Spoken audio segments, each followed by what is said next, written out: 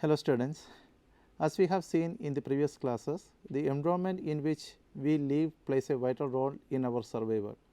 We all know that the environment includes all the natural resources such as air, water, land, forest, minerals, etc.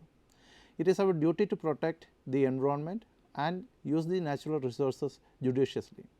Nevertheless, due to some of the reasons like the greediness of man or the industrialization and the increasing need for the population, there is a lot of misuse of these natural resources in the form of land degradation, water pollution, air pollution and deforestation, finally leading to the deterioration of the environment.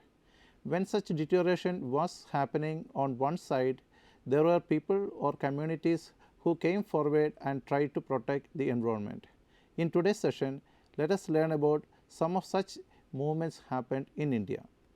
Before going to the details of the environmental movements, let us look at the reasons for such movements. The first Forest Act in India was enacted in 1927. Many provisions of that act were inimical to the interest of the tribal and the common folk living in the forest. A big rally was held to protest against such issues at Tillery in 1930. The rally ended up with the murder of 17 commoners by the Royal Army. In 1949, the Tehri Garhwal region constituting part of Uttar Pradesh was annexed to Indian Federation. In remembrance of the 17 martyrs, 30th May is observed as the Forest Day every year. After the independence, we witnessed a high rate of industrialization and resource utilization. Intensive agricultural and industrial productions led to the increase in the demand for the resources and resulted in conflicts over natural resources. These conflicts became more serious when the industrial technologies exploiting local resources faced challenges from local communities as their survival is dependent upon these resources. Such conflicts based on the deteriorating condition of the natural resources led to the environmental movements at different levels. Among the environmental movements that took place in India, we will be discussing about two major movements. They are Chipko movement and Silent Valley movement. We also will be looking into the contributions of Bishnois of Rajasthan in protecting the environment and how they live in harmony with the nature. These topics will be covered in two different sessions, and in this session let us see about the background of the Chipko movement and what exactly the movement was. The Chipko movement was started in the northern Himalayan segment of then Uttar Pradesh, the area that is well known as Uttarakhand. The word Chipko refers to stick or to hug. The Garhwal division of Uttar Pradesh comprises the 4 districts of Uttarkashi, Chamoli, Tehri and Pori and covers a total area of 27,000 square kilometers with the population of more than 700,000 persons, less than 1% of the total population of the state. Uttarkashi and Chamoli, both border districts having the Indo-Tibetan boundary to the north, are the least populated district of the state. C.P. Bhatt and his co-workers who were working for increasing employment for local people founded a workers cooperative in 1960 that organized unskilled and semi-skilled construction workers.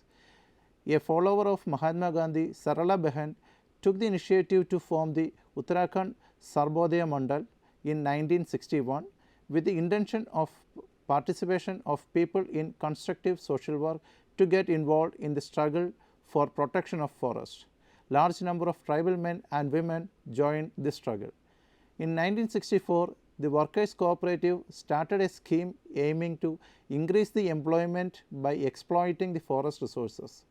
The group established the Dasholi Gram Swarajya Mandal, in short it is known as DGSM Workers Cooperative, and entered the market by buying forest rights through auction to supply its small workshop making farm tools for local use.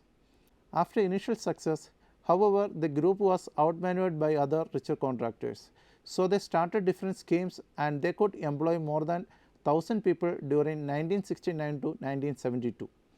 In 1971, DGSM opened up a processing plant in Gobeshwar to manufacture turpentine and resin from pine sap. Again, the DGSM had difficulties as the forest department did not allot adequate supplies of pine sap which led to the closure of the plant. In 1971 and 72, the Forest Department gave sanction to Simon Company, who came from the plain, to cut down 300 ash trees for their sports good manufacturing, when the same department refused the DGSM's annual request for 10 ash trees for its farm tool workshop.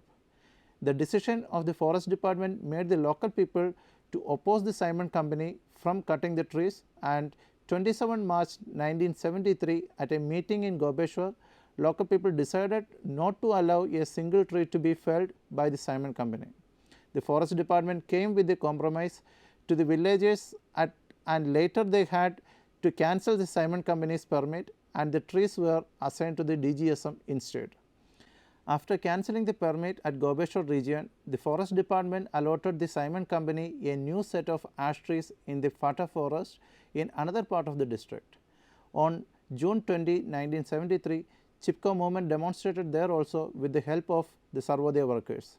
The main two people for the Chipko movement are C.P. Bhatt from Gobeshwar and Sundarlal Bahuguna from Siliara in the Tehri region.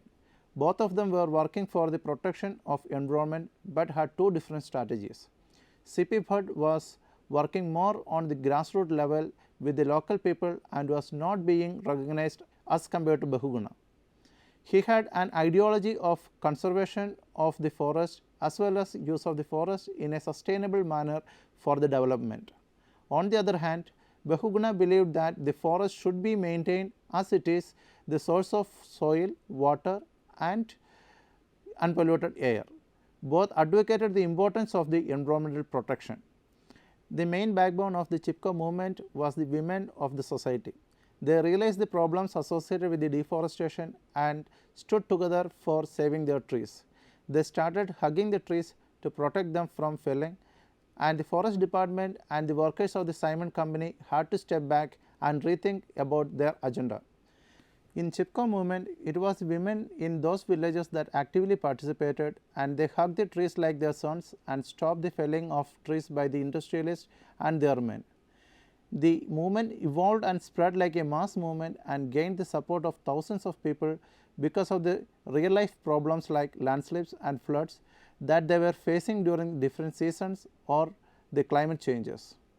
This made the socially marginalized women to come out of their houses and to stand for the conservation and protection of the trees, in turn to protect their lives itself. This movement was more towards the issues by the villagers, and the main participants were the local people. This is a very good example for the involvement of women in the social problems and how they can succeed in their ideology. This movement opened the eyes of many people, and many became aware of the importance of protecting the trees. I hope you all understood the facts about Chipko movements, and in the next class we will learn about another movement called Silent Valley movement, which led to the declaration of Silent Valley Forest to Silent Valley National Park, and also about Bishnois of Rajasthan. Thank you.